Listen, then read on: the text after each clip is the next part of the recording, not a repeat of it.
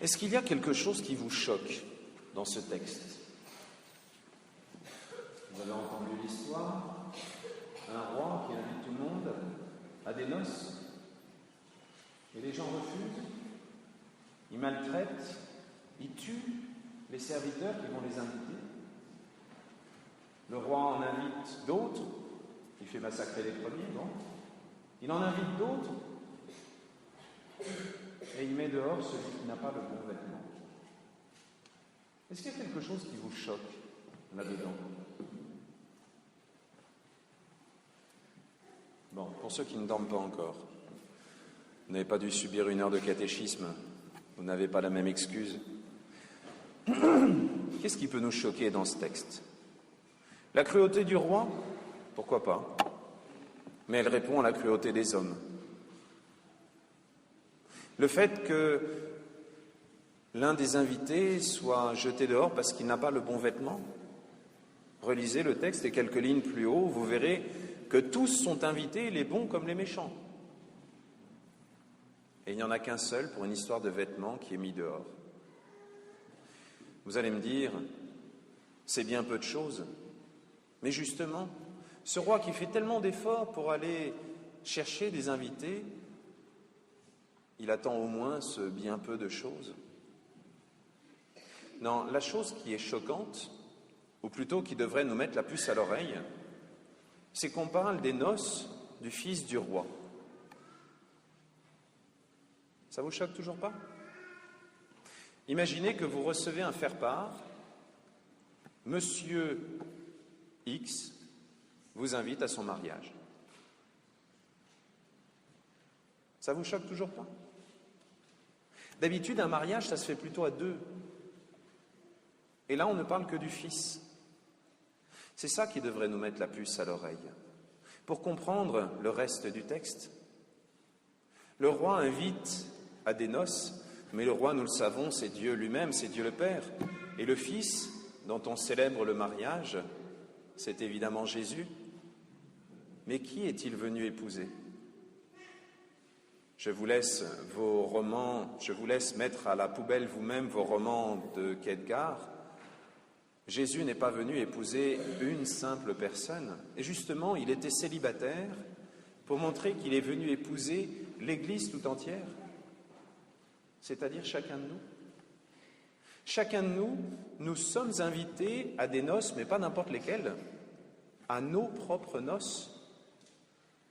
Imaginez une mariée qui ne viendrait pas à son mariage, ça ferait désordre. Imaginez une mariée qui viendra à son mariage, mais sans robe de mariée. Ça ferait ridicule. Imaginez maintenant que Dieu est venu non seulement nous inviter, non seulement nous offrir ce mariage, mais qu'il a donné lui-même le vêtement blanc, le vêtement du baptême, le vêtement des noces à chacun de nous. Dans le livre de l'Apocalypse, nous entendons parler de tous ces vieillards qui s'approchent du trône, de cette foule immense des témoins qui ont lavé leurs robes dans le sang de l'agneau. Vous allez me dire, tout ça c'est bien joli, mais ça parle de l'Apocalypse, c'est loin de nous. Non, c'est beaucoup plus proche. Tout à l'heure, lorsque je vous présenterai l'hostie qui sera devenue le corps du Christ, je dirais, dans une traduction bien faiblarde, « Heureux les invités au repas du Seigneur ». Mais c'est infiniment plus qu'un repas. Dans une version plus originale, on pourrait entendre « Heureux les invités au festin des noces de l'agneau ». L'agneau, c'est Jésus lui-même. Les noces, c'est la messe maintenant.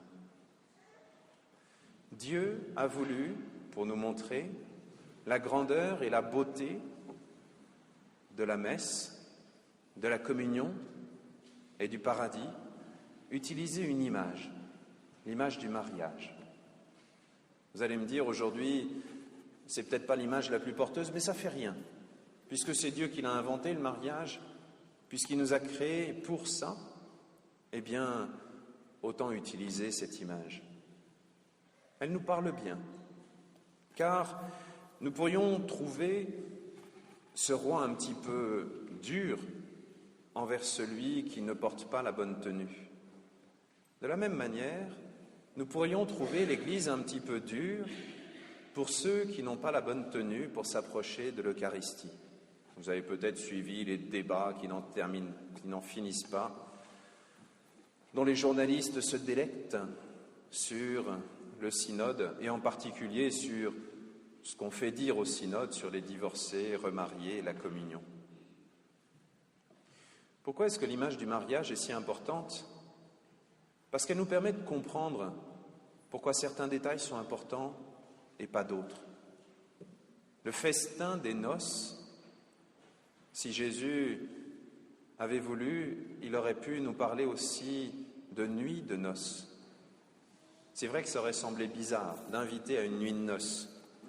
Pourtant, Dieu nous invite à ne faire plus qu'un, corps et âme, de nous unir à lui. Oui, dans l'Eucharistie, on mange Dieu, il devient une partie de nous et on devient une partie de lui. On est unis à lui. Donc cette image de la nuit de noces n'est pas absurde. Dans une nuit de noces, je suis désolé, il y a des enfants ici, mais dans une nuit de noces, il peut y avoir des choses qui ne sont pas parfaites, mais qui n'empêchent pas la nuit de noces. Cette nuit peut être un jour, cette nuit peut être imparfaite. Pourtant, il y a des choses qui, si elles ne sont pas présentes, trahissent la nuit de noces. Si par exemple il manque un des deux consentements, nous sommes face à un viol. Et même si de l'extérieur cela peut se ressembler, nous savons que de l'intérieur, ce sont deux mondes complètement différents. De la même manière, si manque l'engagement ou la vérité de l'engagement, il y a un mensonge et le mensonge se traduit en acte. Eh bien, de la même manière, Dieu nous invite à la communion, à l'Eucharistie. Il n'attend pas de nous qu'on soit parfait, parce que sinon, j'aurais jamais besoin d'un ciboire pour donner la communion, et même moi, je n'oserais pas m'approcher de l'autel. Non, Dieu n'attend pas qu'on soit parfait pour s'approcher de l'autel.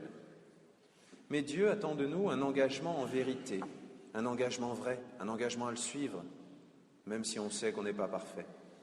Et cet engagement, il doit être aussi fort que notre capacité le permet.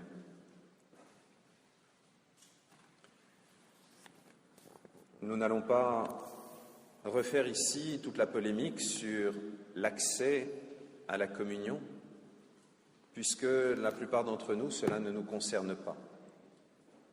Par contre, il y a une chose qui nous concerne directement.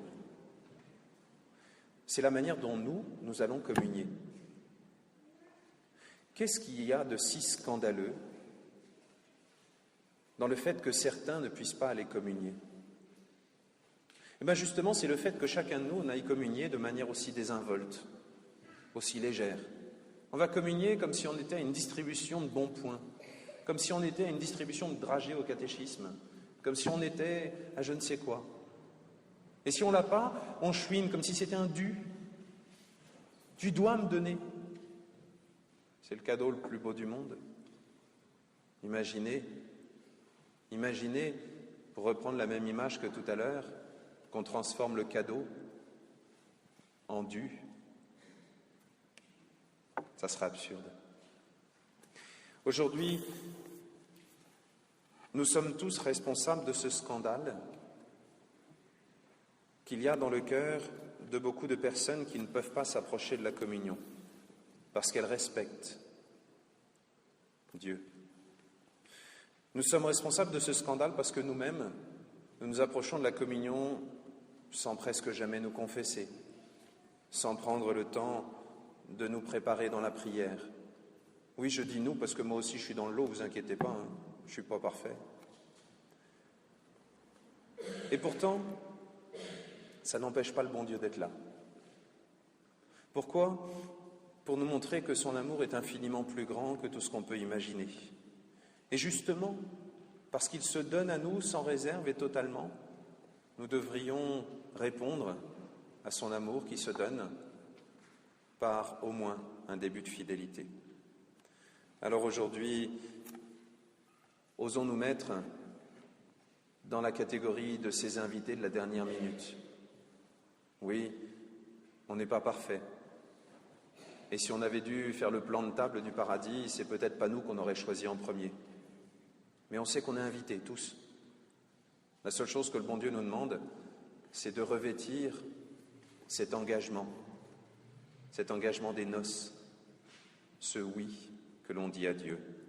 Alors libérons notre cœur et demandons à Dieu la grâce de savoir lui dire oui, de toute notre âme, de toutes nos forces. Amen.